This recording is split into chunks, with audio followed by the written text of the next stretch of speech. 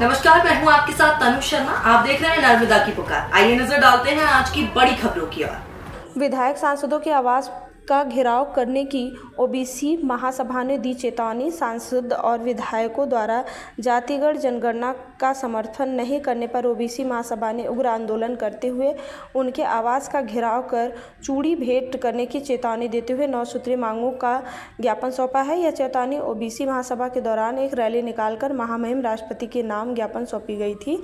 इस संबंध में ओबीसी महासभा का कहना है कि बीते 10 वर्षों से ओबीसी महासभा ओबीसी वर्ग के हक के लिए लड़ाई लड़ रही है, लेकिन सरकार के कानों में जू तक नहीं रेंग रही है। अगर सरकार द्वारा जातिगत जनगणना नहीं कराई गई तो अब ओबीसी महासभा द्वारा विशाल आंदोलन कर विधायक सांसदों के घरों का घेराव किया जाएगा। बालाघाट नगर सहित पूरे देश प्रदेश में यह अल्टीमेटम स्वरूप ज्ञापन सौंपा गया है। अपना नाम और डेजिग्नेशन बताएंगे आज ज्ञापन सौंपे हैं, क्या है प्रोग्राम?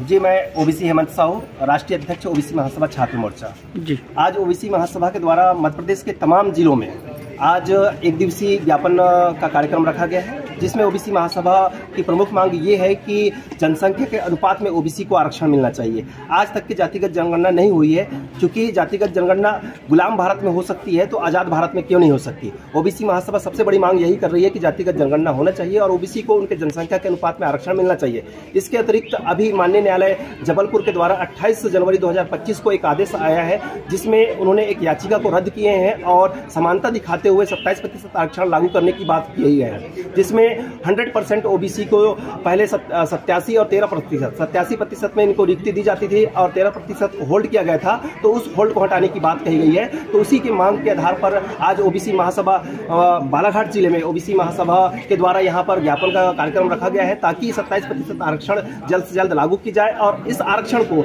संविधान के 9वीं अनुसूची में शामिल की जाए। ठीक। जैसा कि आप सभी देख रहे हैं कि आज माननीय जिलाधीश के कार्यालय में ओबीसी महासभा के हमारे सभी युवा साथी यहाँ पर पहुँचे हैं 9 सूत्रीय मांगों को लेकर, जो ज्ञापन उन्होंने दिया है माननीय राज्यपाल और मुख्यमंत्री महोदय और अधिकारियों के पक्ष में। उस ज्ञापन के समर्थन में मैं, हमारे साथ में आदरणीय राजेश मरार जी, सौरभ भाई, हम सभी हमारे युवा साथी यहाँ पर उपस्थित हुए हैं। ओबीसी महासभा की सिर्फ एक लाइन की मांग है। मेरा क्या मानना है कि जब हाईकोर्ट ने इस पक्ष में बयान बोल दिया, जब हाईकोर्ट ने एक रास्ता दिखा दिया है कि भाई जनगणना के आधार पर आरक्षण मिलना चाहिए, 27% आरक्षण ओबीसी को लागू होना चाहिए, हमें समझ नहीं आ रहा है कि राज्य सरकार में जब मुख्यमंत्री स्वयं ओबीसी समुदाय से आते हैं, पिछले 15-20 वर्षों में जब मुख्यमंत्री रहे सभी ओबीसी समुदाय से ही जुड़े हुए रहे, उसके बाद में भी ओबीसी समुदाय को मध्य प्रदेश में अपने वांछित हक से जो है दूर किया जा रहा है। ये बहुत ही दुखद बात है।